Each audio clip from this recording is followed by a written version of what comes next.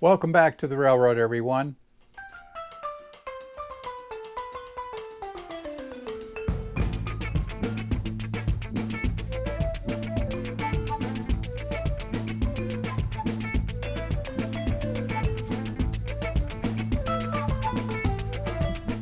Good to see you all again. In today's video, we're going to try and bring back to life some intermodal cars. Specifically today, we're going to be working on the ladder. This is what one of the better remnants was off of 20 intermodal cars that I got. So we've got to make a bunch of new ones. There's 4 of these per car. And in some of my first attempts, I tried casting them in resin, and I tried resin without any stiffener in it, and then I tried resin with wire in it. They're okay. If you really sand them down good, they don't look too bad. They're just not as good as real cast plastic. So I've gotten some evergreen polystyrene, evergreen scale models, and of different sizes. I'll go through those in a bit. And I'm making some and adding the handrails, and we'll have a footrail on this too. So let's get busy. I'll show you how I do these. So what we're going to use today on today's project is, from Evergreen Scale Models, some 0.40 inch by 0.1 inch. That'll be our base strip that we use on the outside. Then there's a backer strip here that supports some of these and gives us a good strength. That will be a 0.030 inch by 0.1 inch. Then we'll have some tubes that we need to cut. For that, I'm using a 3/32 tube, 0.093 diameter, and that basically just has a nice size hole in it, just right, when we cut it down right, for setting our handrails and our footrail in. Of course, like I said earlier, this is what I had to start with. There weren't very many pieces left, but at least I have one good long side and I have the width that I need. So with those measurements, I came up with a pattern here. What I started with is, this is about 2 1/4 inches long, so that's 2 1/4 to the bottom. The bottom width is 3/4 of an inch, and then of course another 2 1/4 on this side. So that gives us our main structural form. Then we need the center bar, which I did not really have. I didn't buy any stock for it. I had some on hand. This is actually about 3/32 by 1/4 inch. It's fairly heavy stock. I would have used about half that thickness, but I had this on hand. So that'll be for this foot inside for the plate. And with that plate, it needs to be just a little narrower than the actual full width. So instead of 3/4 of an inch, we take that down to just 11/16 of an inch, where instead of 3/4 of an inch, which would be 12/16, we take it down by 1/16, so 11/16. So first we want to get all our pieces cut. So the first one, this is an old work table, and always remember, hold down both the piece you're cutting and the piece you're having left over, or it's going to go flying. Then we want to mark that center area, not so much for exact bending, but just to give us a good idea where to place it on the jig when I set up my jig. Then I actually need 2 pieces of this, and rather than cutting a bunch more, I've got 2 cut already. And you want to have good flat edges on at least one of them there so that it sets correctly. Now we need a jig. Now you can make a jig. Luckily my wife had this jig for doing different metal work and such, and I've set it up at just the right measurements so these 2 pins will allow this to bend around it. Now you want to get this good and hot. The way to do that is a heating iron. So I'm going to turn this a little bit because I've got to do this down off the table. Has to be off the table. I'm sorry, it's going to be a little noisy here. You want to watch this as it gets hot. You don't want to deform it. You just want to get it hot enough so that it will bend, and then when you get it bent right, it'll hold that shape as it cools.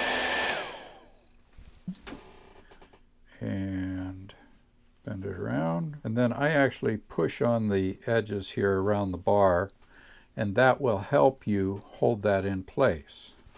So let's put that back on the center here again. You're going to notice that even though I've heated that, and some people say you want to heat it more so it, and leave it on there longer so it holds. Well, I just take a nice thin rubber band, and it held a little bit of what we needed.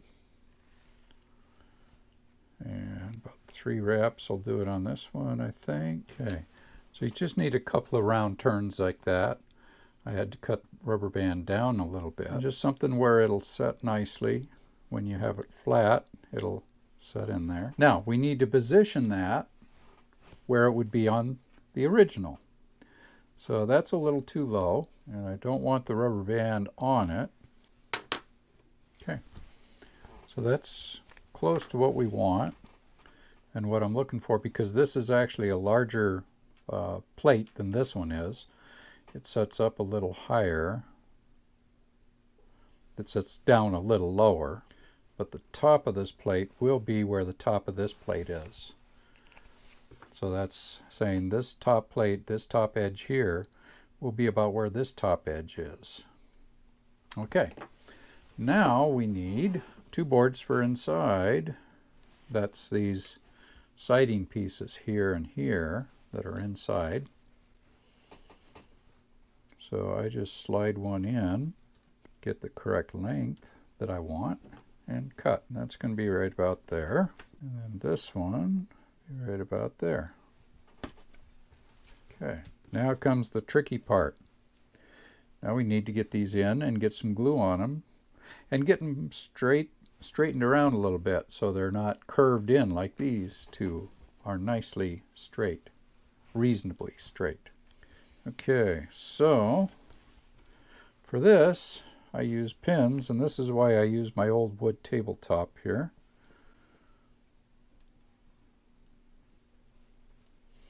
Okay, put a pin in, and it's nice to have enough tools on hand to get everything placed. And it might just be that we get one side done at a time on this, because it won't take that long for the glue to set up. Let's do that on this one, because this other side doesn't want to set very well. So just a little bit of glue in that corner area. Now you can see I've got the poles in here. This is a perfect time to put some of these pole holders, the pieces of pipe, in place. Now I'm only using about 1/8 of an inch of this pipe at a time, and I put my finger on it and I roll it, so I'm rolling the cut to get as even a cut as I can. And that's why you put your finger over the whole thing. If you just roll, it's going to go shooting off. So I put my finger over it, roll and push, maybe a little pull back, and we start getting pieces cut. And each one will have 6 of these. All right, first off, I can see where this one's going to go. It's going to go right here. You can see that's at the top edge of that. You can see where this post is, just below the top edge of this plate. So that's where I put that one, and that's where I put these for the most part. Next, we need to start putting these other 2 in. Now this one I can put in fairly closely. I just get one of these on my knife edge, and I come in and set it just about. I don't do exacting. I'm not after making an exact replica of what these things used to be. I just want it to look good, like my dad used to say, guy riding by on a fast horse and never know the difference. Now we'll put another dab there. We've got our next piece, and we'll set that right in there. Now we have to let this dry long enough to set up, and then we can come back and flip this other side and get it glued in place. So let's take a short commercial break here. Hey, we're back. These have had a chance to set up and dry now. I've got 2 of these that have the tube already attached to them. And I've got 2 of them actually that I put the handrails on. I just haven't put the ladder rung in yet. So We're going to have a little bit of both today. I'll show you the wire bending for both. Before we get into the wire bending, once you get the rods put onto these, you need to make sure that you can actually get the rod into them. So a good test would be just try your rod, make sure it will fit, and it does on all of those, so that's good. So if those were plugged, you just take your drill bit and run it in and unplug them. Now, for the posts that actually go into the car, you want to drill right in that very corner near the top here. You can see that. So I'm going to do this on the table, seeing as this is my destructive table. Okay, I have changed from what I used to do. I used to put 6 of these rods in here. Now I only put 4, and these 2 I just drill right in the corners. Always good to clean off your tabletop. As you can see, I work with a perfectly clean tabletop. Oh, God will get me for lying like that. All right. Anyway, we want just about 1/8 of an inch bend for these handrails like you have here. So I bend it at 1/8, and then I estimate where my next bend will be. I pull it in and bend.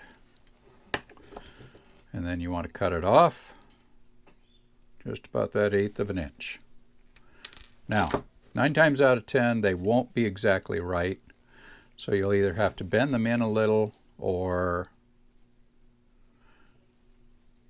and you might have to straighten them a little. That one was a little crooked. Might have to bend them in a little or change your bend altogether. And that one actually is really good. Okay, so that one's ready to be glued. Before I get too far along in this, this is what we're using. We're using K&S Precision Metals. This is 3/64 brass rod. It's part number 5161, and you get 6 pieces. I found I can make about a little over 2 ladders with 1 piece. So 6, that would give you 12 ladders roughly per pack. All right, now we need to measure this again. And after a while, you'll get an eye for it. Sometimes I'm good, sometimes I'm not. I'll have a lot of time to practice because I've got about 40 of these things to make. Okay, so these 2 are ready to be glued with those. And I just use a drop of glue on each one. It usually sets it in there nicely. Okay, now for setting the ladder rung, these are the posts that will actually go into the container car and help hold the ladder in place. So you want a little over 1/4 of an inch. So I make my first bend 1/4 of an inch in, try to make a right angle bend. Then I come down just the width of the needle nose pliers. You don't want it too deep. You bend over and then get an estimate of where you want to be, and you come back up, and again, just the width of the pliers, bring it in. I like these for cutting. Cut that off about the same length. Okay, and then see how much we have to come in or out. I think these have to come in just slightly. A little more than that. So you try to make them look about the same.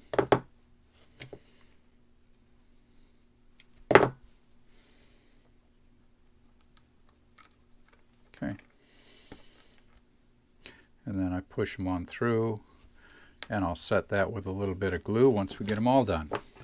All right, so let's do one last one. About 3/8 of an inch. Right angle bend.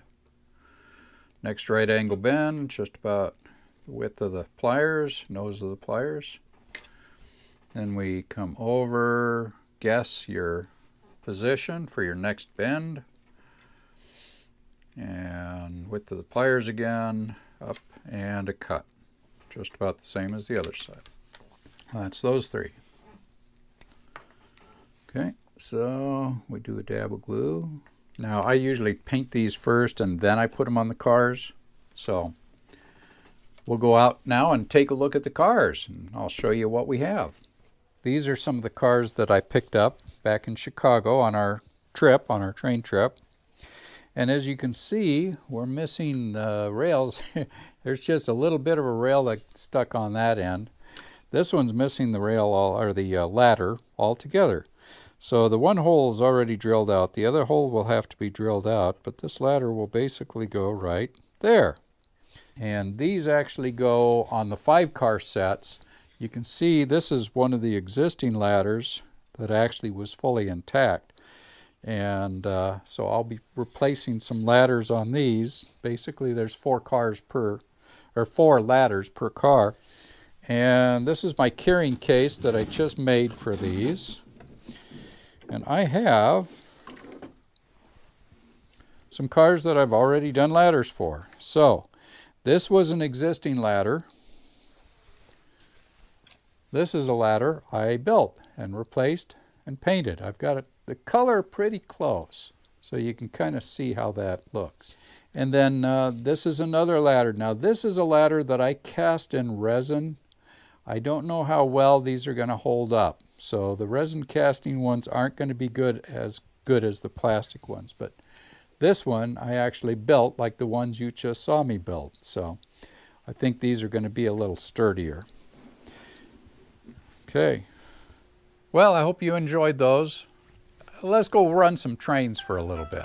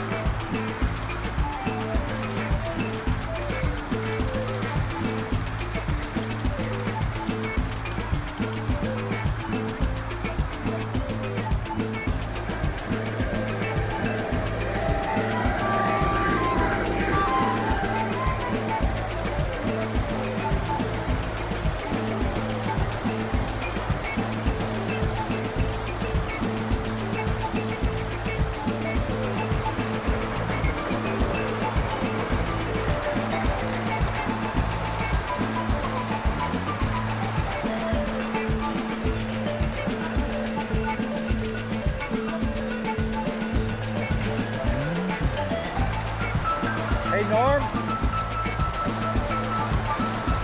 you're going backwards.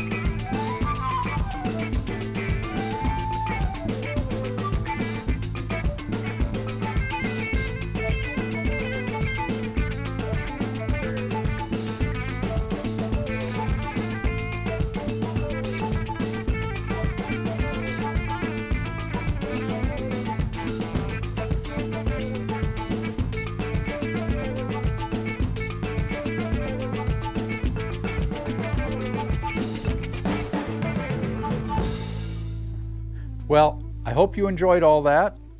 Be safe, Stay healthy. We'll see you down the rails, and God bless.